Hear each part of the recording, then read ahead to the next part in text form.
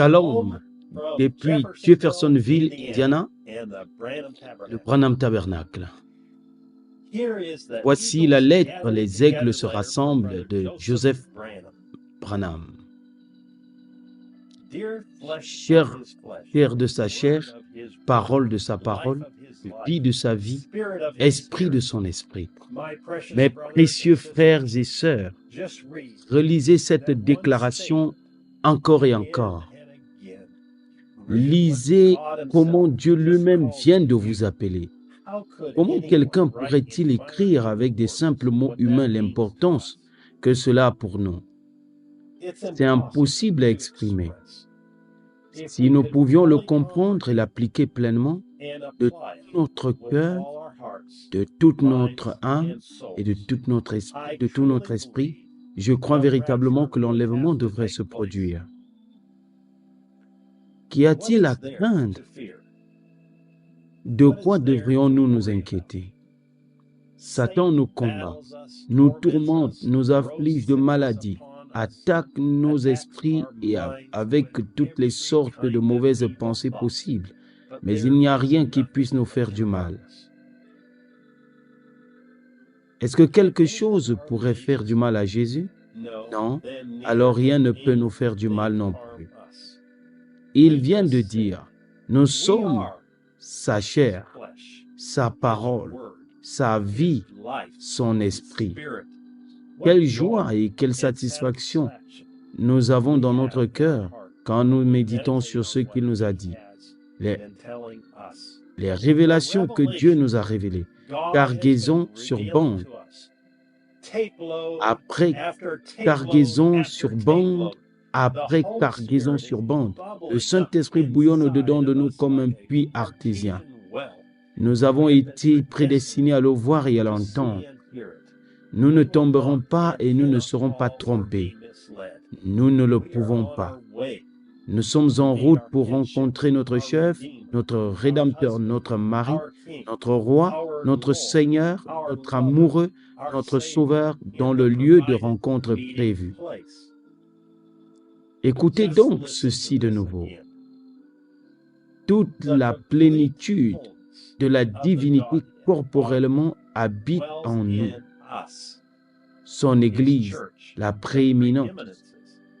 Tout ce que Dieu était, il a déversé en Christ. Et tout ce que Christ était a été déversé dans l'Église. Nous, son épouse.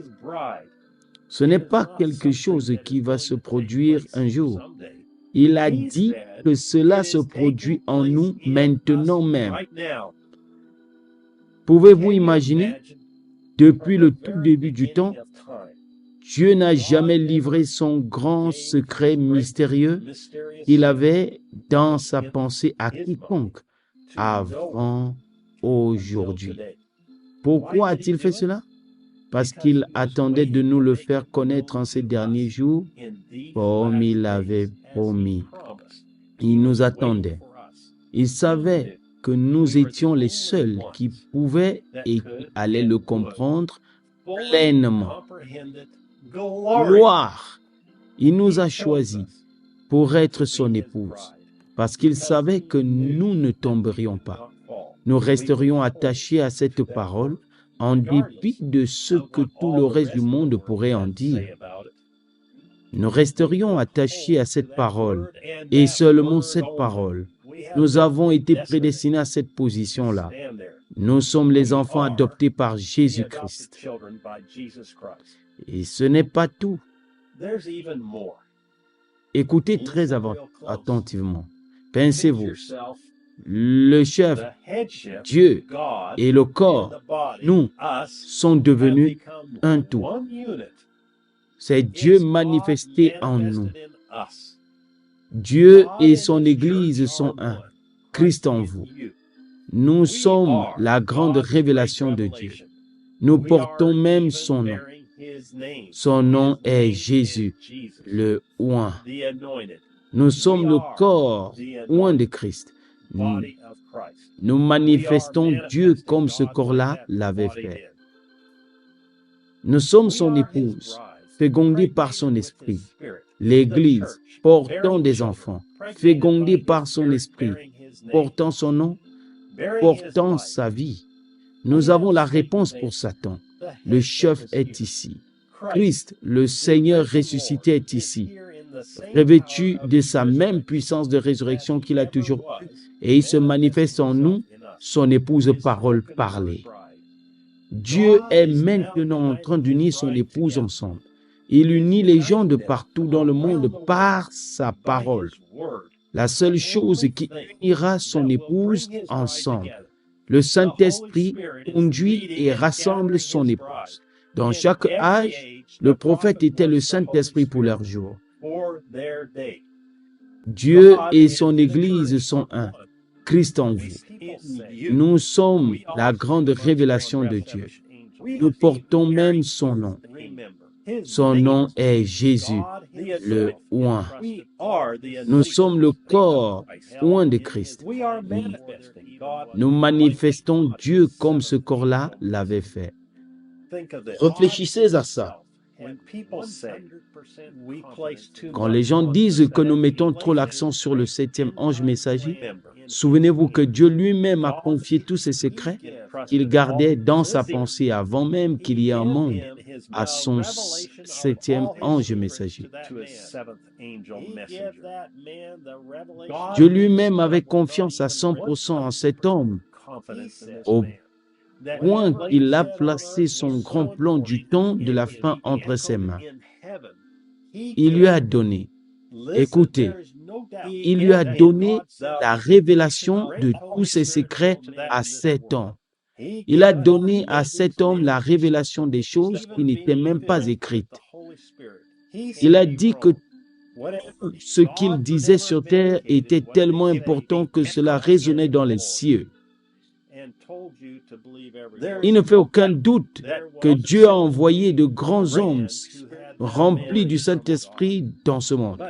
Mais chacun de ces hommes, même remplis du Saint-Esprit, peut faire erreur.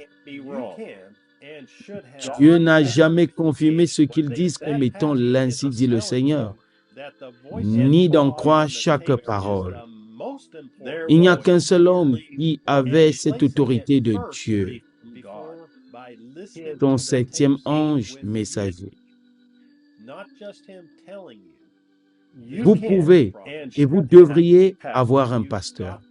Mais si ce pasteur ne vous dit pas que la voix de Dieu sur les bandes est la voix la plus importante à entendre et qu'il ne la place pas devant vous, premièrement en écoutant les bandes avec vous, pas seulement qu'il vous dit « Voici ce que le prophète dit », vous avez le mauvais pasteur.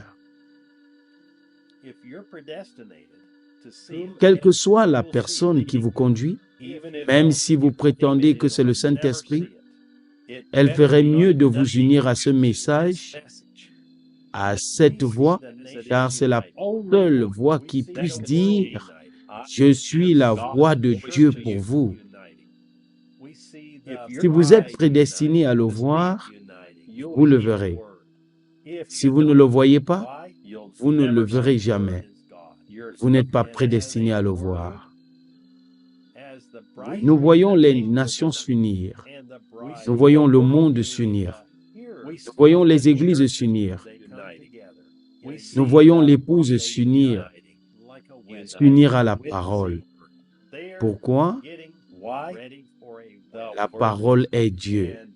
Et comme la parole, comme l'époux étant la parole et l'épouse étant l'auditrice de la parole, ils se joignent ensemble dans une union.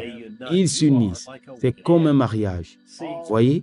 Ils se préparent pour un mariage. Et ils deviennent un.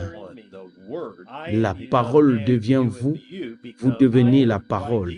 Jésus a dit, en ce jour-là, vous le saurez. Tout ce que le Père est, je le suis. Et tout ce que je suis, vous l'êtes. Et tout ce que vous êtes, je le suis.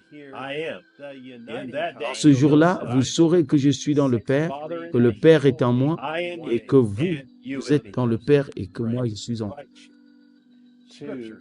Je vous invite à venir vous unir à nous autour de la voix de Dieu ce dimanche à midi, heure de Jeffersonville, alors que nous écouterons le temps de l'union et son signe.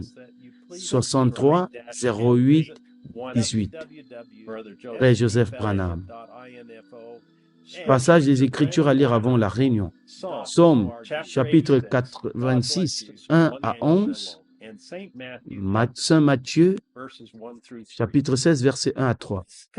Ceci conclut cette lettre. Et nous vous demandons, s'il vous plaît, de souscrire et de visiter www.sbfellowship.info et www.branhamtabernacle.org. Que Dieu vous bénisse et shalom.